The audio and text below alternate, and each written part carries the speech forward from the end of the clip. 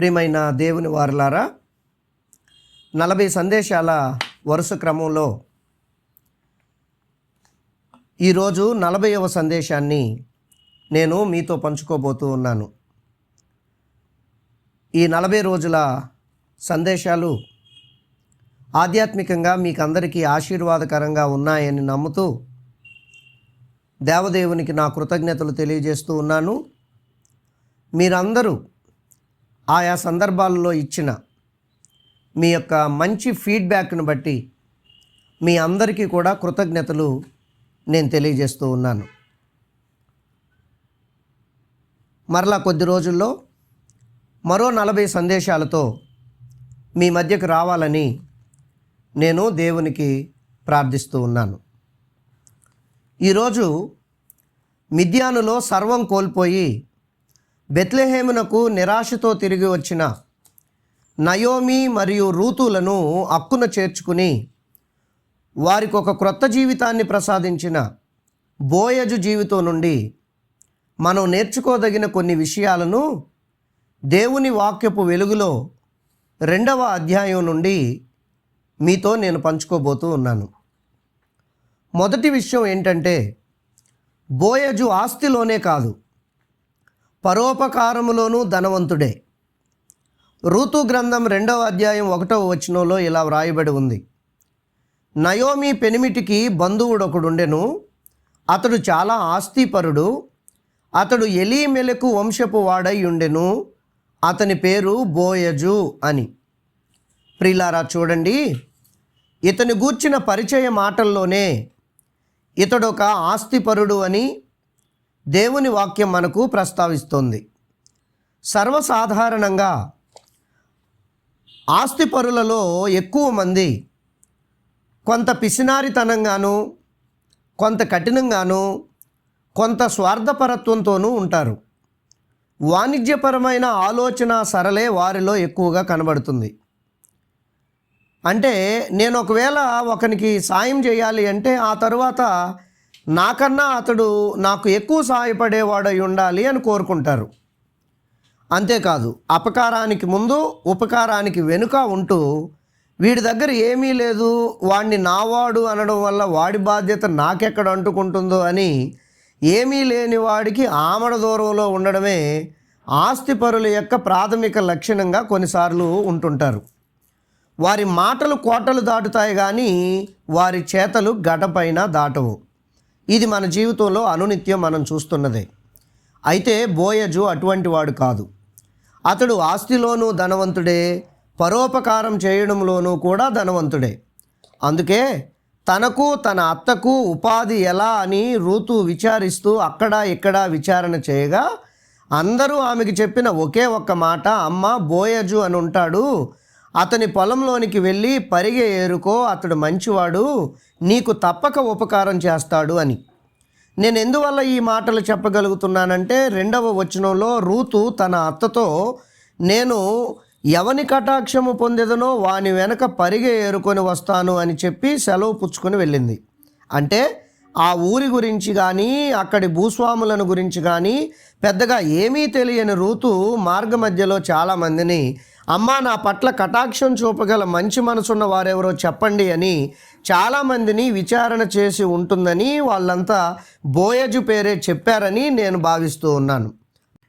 దానికి తగ్గట్టుగానే 3వ వచనంలో బోయజు పొలంలో చేను కోసుకునే వారెవరూ కూడా ఆమెను అడ్డుకోలేదు. ఎందుకంటే తమ యజమాని మనసు వారికి తెలుసు. అంతేకాకుండా 8, 9 వచనాలలో స్వయంగా బోయజే రూతుతో, నా కుమారి, నా మాట వినుము, వేరొక పొలములో ఏరుకొనుటకు పోవద్దు, దీనిని విడిచిపోవద్దు, ఎచ్చట నా పనికత్తెల యొద్ద నిలకడగా ఉండము, వారు కోయు చేను కనిపెట్టి వారిని వెంబడించుము, నిన్ను ముట్టకూడదని యవనస్తులకు ఆజ్ఞాపించి ఉన్నాను, నీకు దాహమగునప్పుడు కుండల యొద్దకు పోయి పనివారు చేదిన నీళ్లు త్రాగుము అంటూ గొప్ప ప్రేమను శ్రద్ధను కూడా ఆమె పట్ల కనపరిచాడు. అన్యురాలైన రూతుకు బోయజు మంచితనం యొక్క ఐశ్వర్యాన్ని చూచి నిజంగా ఆశ్చర్యమే వేసింది. ఎందుకంటే అందరూ మంచివాడు మంచివాడు అంటుంటే పరిగె ఏరుకోనిచ్చేటంత వరకు మంచివాడు అనుకుంది, కానీ తన మాన ప్రాణాలను గూర్చి కూడా అతడు శ్రద్ధ వహిస్తూ ఉండడం ఆమె హృదయాన్ని ఎంతగానో ఆకట్టుకుంది. దాంతో 10వ వచనంలో పరదేశినైన నా పట్ల నీకెందుకింత కటాక్షం అని అడిగేసింది. అప్పుడు బోయజు చాలా సింపుల్గా ఇదంతా నీ మంచితనమే, నా మంచితనం కాదు అంటూ నోరు మంచిదైతే ఊరి మంచిదవుతుంది అని మనం సహజంగా చెప్పుకునే సూత్రాన్ని ఆమెకు చెప్పాడు. అవును, 10వ వచనం చివరి భాగంలోనూ ఆ తరువాతి వచనాలలోనూ కూడా అతడు మాట్లాడిన మాటల యొక్క భావం అదే అని నేను అనుకుంటున్నాను. ఏమన్నాడు బోయజు? నీ పెనిమిటి మరణమైన తరువాత నీ అత్తకు నువ్వు చేసినదంతయు నాకు తెలియబడెను. నీవు నీ తల్లిదండ్రులను నీ జన్మభూమిని విడిచి ఇంతకుముందు నీవు ఎరుగని జనమునొద్దకు వచ్చితివి. అందుకే నీ పట్ల నాకు కటాక్షం అంటూ ఆమె మంచితనాన్ని అతడు ఇక్కడ పైకెత్తడాన్ని బట్టి బోయజు మరింత సంస్కారవంతుడు, గొప్పవాడు అయ్యాడు. అంతేకాక తను తినే పల్లెంలోది ఆమెకు పెట్టి పూజ్యనీయుడయ్యాడు. దాంతో రూతు అస్తమయం వరకు అక్కడ పరిగి ఏరుకుని దాదాపు తూమెడు ఎవలతో ఇంటికి వెళ్ళగా 18వ వచనంలో ఆమె అత్త కూడా తాను తృప్తి పొందు వరకు వాటిని తినింది. తాను తినగా కూడా ఇంకా అవి మిగిలాయి. అప్పుడు నయోమి 20వ వచనంలో బ్రతికి ఉన్న వారికిని చచ్చిన వారికిని ఉపకారం చేయటం మానని ఇతడు యెహోవా చేత ఆశీర్వదించబడునుగాక అని తన కోడలతో అంది. అందుకే అంటున్నాను, బోయజు ఆస్తిలోనే కాదు పరోపకారం చేయడంలో కూడా ధనవంతుడే అని. ప్రియ స్నేహితులారా, మనం నివసిస్తున్న నేటి సమాజంలో కూడా ఎందరో నయోమీలు, రూతులు ఉన్నారు. తినడానికి తిండి లేక, ఉండడానికి ఇల్లు లేక, కట్టుకోవడానికి వస్త్రాలు లేక, ఎవరైనా మనల్ని కటాక్షించకపోతారా అని ఎదురు చూసేవారు ఎందరో ఉన్నారు. అదే అదునుగా వారి అవసరాలను క్యాష్ చేసుకుంటూ అలుసు తీసుకుని వారి మాన ప్రాణాలను దోచుకుని రోడ్డుపై వదిలేసే రాక్షసులు ఉన్నారు. దేవుని బిడ్డలుగా మనం బోయజు వ్యక్తిత్వాన్ని కలిగి ఉండాలి. మనం ధనంలో గొప్పవాళ్ళం అయితే కాదు, పరోపకార ధర్మంలో గొప్పవాళ్ళం కావాలి. ఎవరో ఎన్నాళ్ళు బ్రతుకుతామో ఎవరని చెప్పలేం. మనం పోయేటప్పుడు ఏమూ కట్టుకొని పోలేం. ఎలా అయితే దిగంబరులమై వచ్చామో మరలా అలాగే దిగంబరులుగానే మనం వెళ్ళిపోతాం. కనుక బ్రతికుండగానే 2 అంగీలు ఉన్నవాడు 1 అంగీని లేనివాడికి ఇవ్వవలెను అన్న దేవుని మాటకు లోబడి పరోపకారం ధర్మం కలిగి జీవిద్దాం. ఆస్తిలోనే కాదు, పరోపకారంలోనూ బోయజు వలె ధనవంతులం అవుదాం. దాని ఫలాన్ని పరలోకంలో మనం తప్పకుండా పొందుకుంటాం. ఇక రెండో విషయం ఏంటంటే, బోయజు ఆస్తిలోనే కాదు ఆధ్యాత్మికతలోనూ ధనవంతుడే. ప్రియులారా, బోయజులో మనం నేర్చుకోదగిన రెండవ గొప్ప విషయం ఇది. సర్వసాధారణంగా మనిషి తన దగ్గర ఏమీ లేనప్పుడు అన్నీ ఇవ్వమని పదే పదే దేవుణ్ణి ప్రాధేయపడతాడు. కానీ అన్నీ పొందుకున్నాక, చూస్తున్నావుగా దేవా, నాకు ఎంత పని ఉందో, నీ దగ్గరకు రావడంలో నాకు కొంత రాయితీ ఇవ్వండి ప్లీజ్ అంటూ మొదట్లో కొద్ది కొద్దిగా, ఆ తర్వాత పూర్తిగా దేవుణ్ణి మర్చిపోతాడు. డబ్బు బహు చెడ్డది. అది మన దగ్గర ఎంత పెరగడం ఆరంభం అవుతుందో మనకు తెలియకుండానే అంతగా మనం దేవుని సన్నిధిలో దూరం అవుతూ ఉంటాం. ఎంత సంపాదించినా నన్ను ఇంకా సంపాదించు, ఇంకా సంపాదించు అంటూ మనలో ఉత్సాహాన్ని పెంచినట్లే పెంచి దేవుని నుండి ఇది మనల్ని దూరం చేస్తుంది. కాదంటారా అండి? ఈరోజు ఎంతమంది సేవకులు డబ్బు సంపాదనే ధ్యేయంగా పనిచేస్తూ దేవుణ్ణి అవమానించట్లేదు? ఈరోజు ఎంతమంది విశ్వాసులు డబ్బు సంపాదనే లక్ష్యంగా జీవిస్తూ దేవుణ్ణి వెక్కిరించడం లేదు?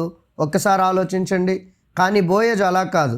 అతడు ఆస్తి ఎంత పెరుగుతుందో అతనిలో భక్తి కూడా అంతే పెరుగుతుంది.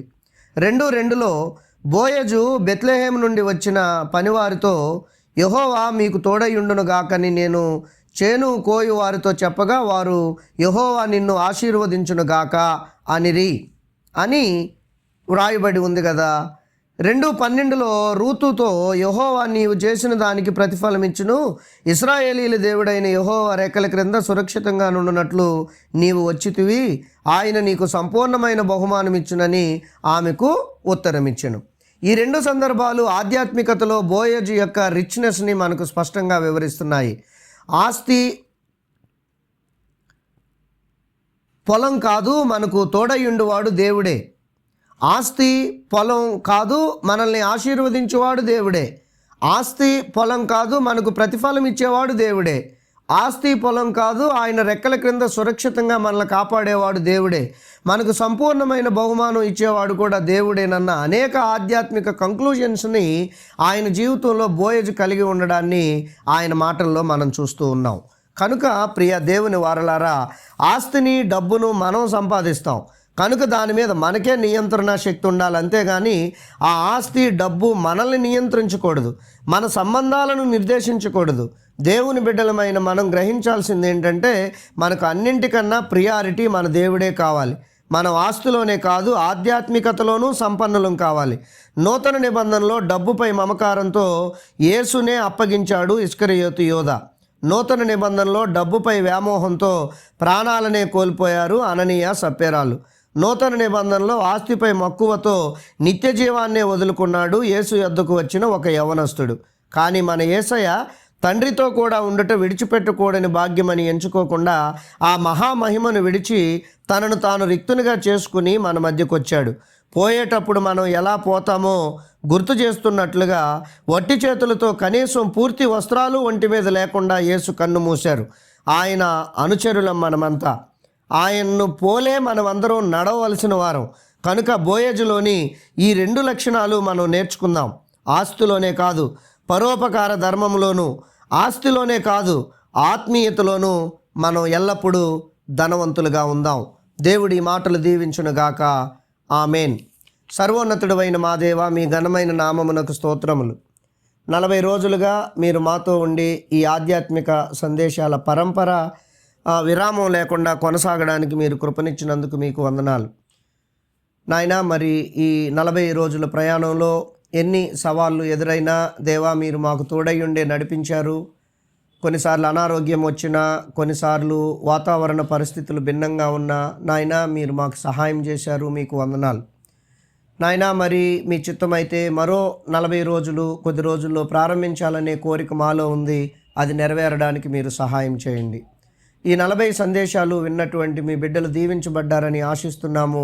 విన్న వాక్యానికి అనుగుణంగా జీవితాలను కట్టుకునే కృప ప్రతి ఒక్కరికి మీరు దయచేయండి నాయనా. మరి మా సంఘాన్ని మీరు దీవించండి. సంఘమే కాదు, మా స్నేహితుల్లో చాలామంది, మా విశ్వాసుల్లో చాలామంది ఈ సందేశాలను అనుసరించారు.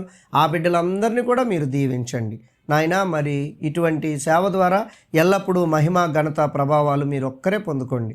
యేసు నామమున వేడుకొనుచున్నాము తండ్రి. ఆమెన్. తండ్రి, కుమారుడు, పరిశుద్ధాత్మ త్రియేక దేవుని దీవెనలు సదాకాలం ప్రభు బిడ్డలమైన మనకెల్లరకు తోడయుండును గాక. ఆమెన్.